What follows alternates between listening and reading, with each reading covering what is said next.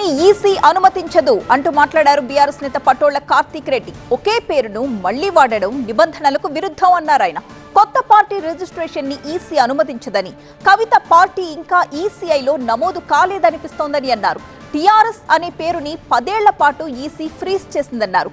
TRS పేరును ఎవరు పెట్టుకోవడానికి వీల్లేదన్నారు.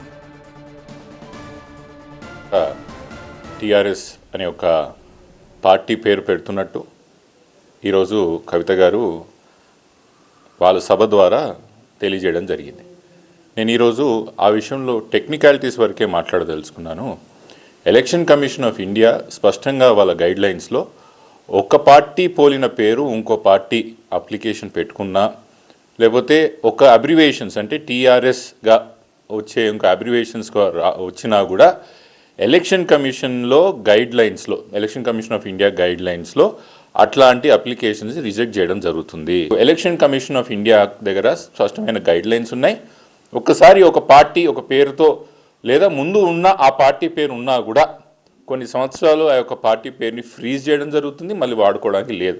ప్రస్తుతం తెలంగాణ రాష్ట్రంలో టీఆర్ఎస్ అనే ఒక పేరు ఎలక్షన్ కమిషన్ ఫ్రీజ్ చేయడం జరిగింది. దాని ఒక 10 సంవత్సరాలు ఫ్రీజ్ ఉన్నది. దాన్ని ఎవరు కూడా వాడుకోవడానికి లేదు, ఇంక్లూడింగ్ బీఆర్ఎస్ పార్టీ కూడా.